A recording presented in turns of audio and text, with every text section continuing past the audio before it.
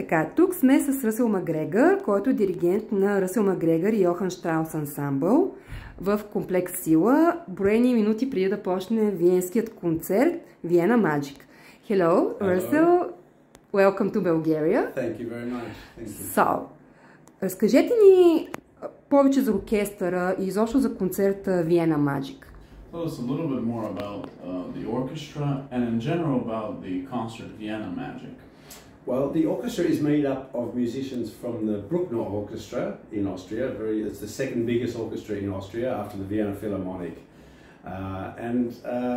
Our program is, of course, a lot of Strauss, Johann Strauss, Joseph Strauss, Edward Strauss as well, Franz Lehár, the Viennese classics, basically, of waltzes, polkas, arias. We have ballet. There's a lot of things happening and a few surprises as well. Оркестърът е съставен от членове на вторият най-голям оркестър в Виена, след Виенската филхармония, Брукнер оркестър. И програмата е, така да се каже, съставена от всичките Штраусове.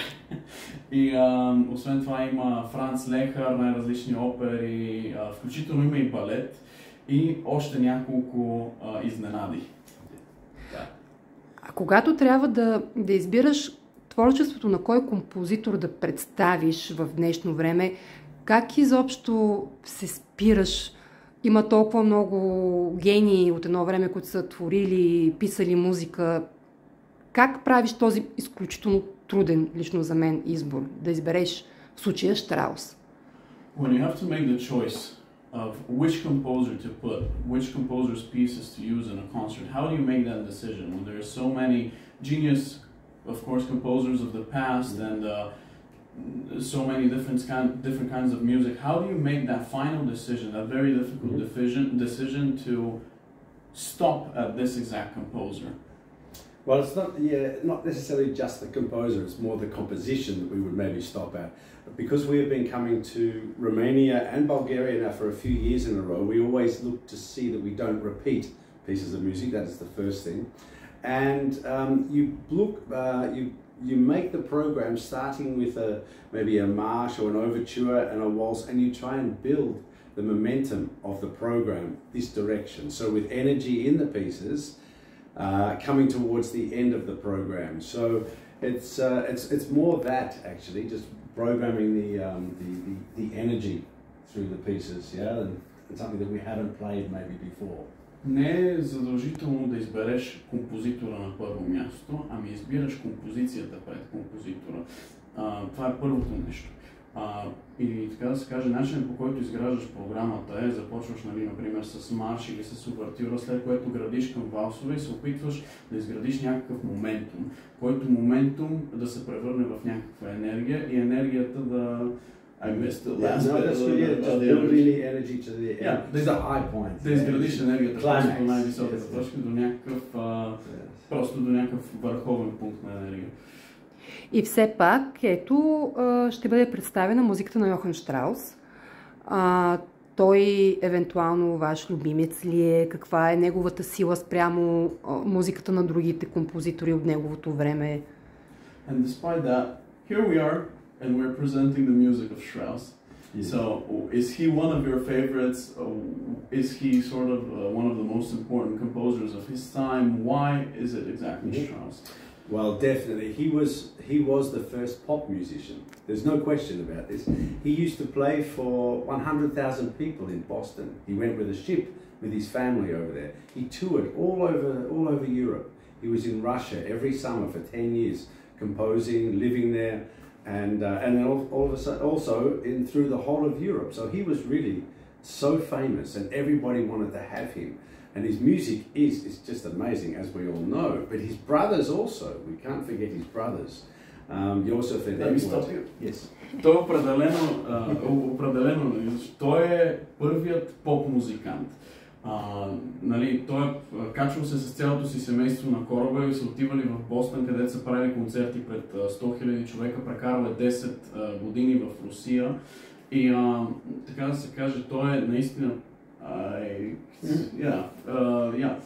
just touring all over Europe, Да, just as like a rock band, like като рок бенда през цяла Европа.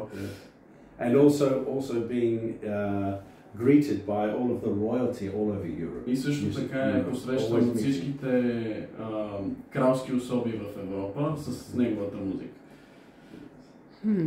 Вие сте в България за трети път, ако не се лъжа. You're in Bulgaria for the third time, if I'm not wrong. That's correct. That's my third trip. Yeah. Всеки път ли има артист от България, който се включва, или това сега с участието на Кристиан е за първи път? Is there always an artist from Bulgaria, or is my participation the first time? Всъщност аз мога да отговоря на този въпрос, защото преди 2 години за първ път бях с тях и направихме няколко концерта, включително и в Румъния.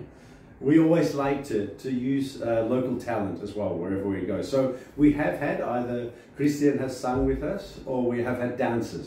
Each time we have had the ones from Russe, and now tonight we have from Varna. Обичат да използват местния талант, защото и вече с мен са работили, както казах, и освен това предния път работиха с танцори от Русе и този път от Варна.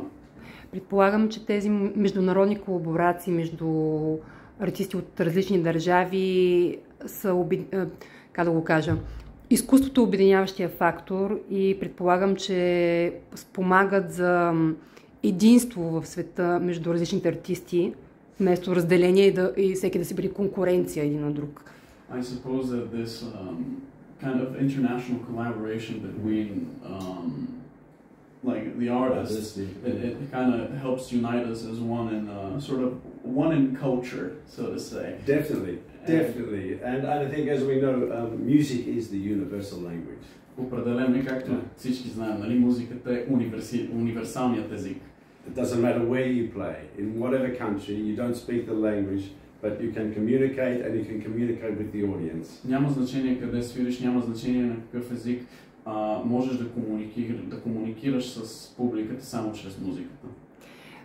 Въпреки това ние сме малка държава в сравнение с целия свят. Имаме много проблеми в нашия културен живот. Къде социални, къде политически. Как бихте оценили нивото на български артист? Като артист във всеки един жанр говорим, нали? Не само конкретно за тенори. So we have a little bit of a different political and social culture that has a negative connotation here in Bulgaria. How would you appraise the quality of the artists here,